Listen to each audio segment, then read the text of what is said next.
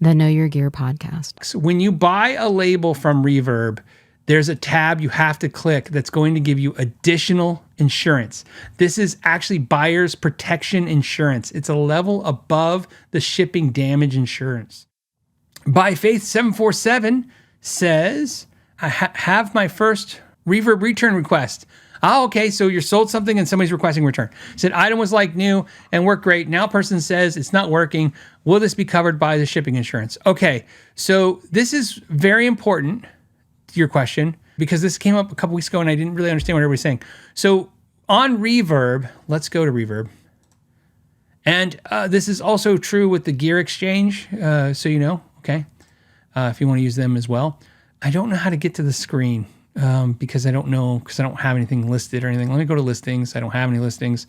Let me go to sold items. In your Reverb, maybe I can sell a fake piece of gear real quick. Start a thing from scratch. Oh, hey, I'll just pick an item. It'll let me sell it. Continue. Upload a picture. It's going to be very generic. Upload. I'm just trying to get past screens. I just want to share with you guys. I'm saying it's mint. I'll type here's a bunch of letters, continue. Okay. Price, we'll say $972 because that's what it's suggesting. I should be showing you all this, but there's nothing really to show you. Okay, here's the important part. This is it. Okay, so when you go here, so I made up a listing, so you guys know. What I did is I picked an item. There it is. I put in I put a Synergy Syn 20 because that's what it told me to sell it for and stuff. So now we want to go ahead and continue to the shipping, okay? Now here's shipping. This is very important. So when you hit shipping, you want to hit shipping, okay?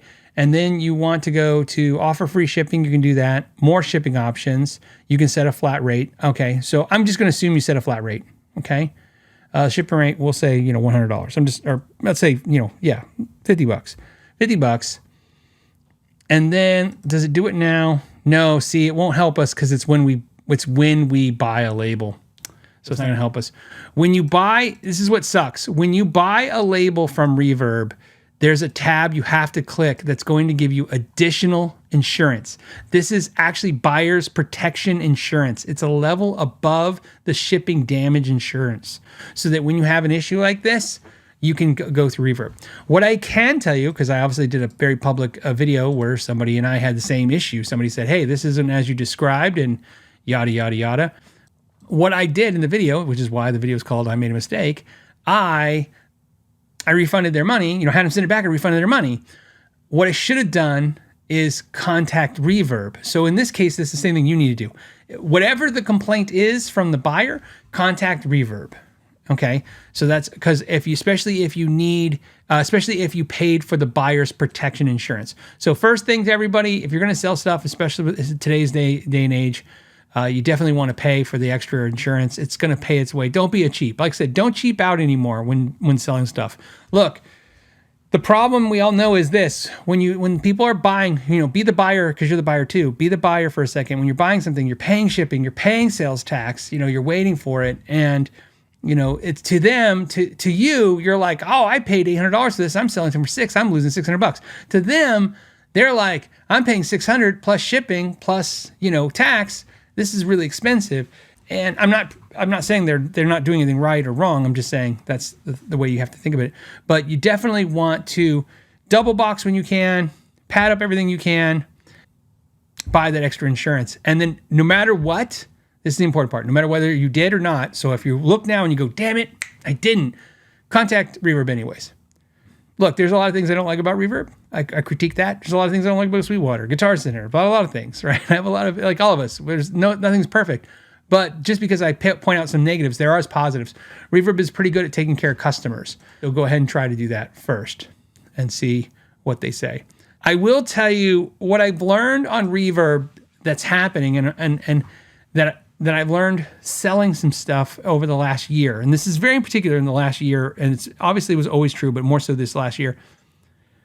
A lot of times, just because I'm done, when I want to sell something, I'm just like, I just want it to go away. I don't want it to come back. So I'm just like, all sales final, no returns. I'm not giving a 7-day return window anymore.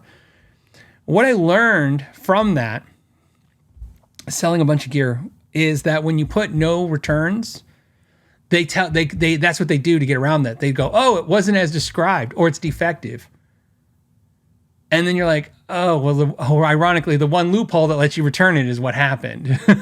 So, okay. So I've kind of just decided that I got to go back to the 7-day return again. Like or 3 days, whatever. You got to give them some time to return it.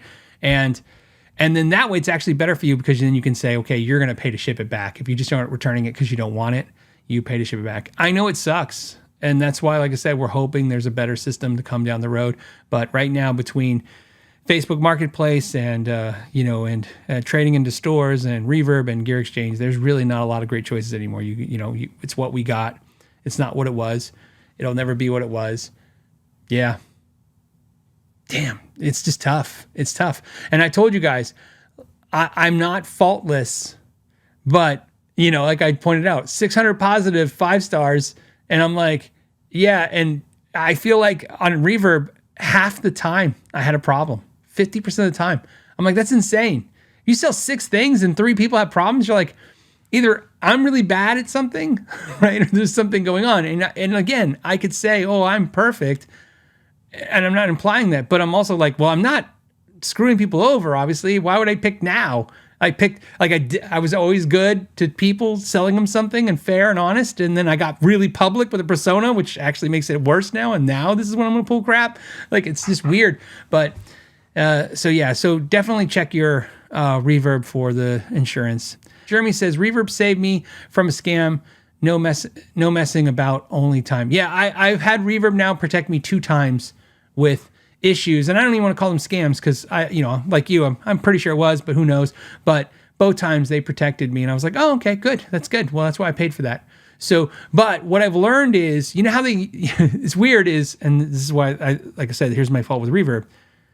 They want to almost automatically make you have to uncheck the whole paying them to put your, to promote your sale, but you have to check to get protected. And I'm like, see, this is funny. Like that's what I'm saying. You can go by and not get protected. So if you like this clip and you'd like to watch another one, you can click right here. And if you want to see the entire episode of the podcast, you can click right there. As always, thank you for your time and know your gear.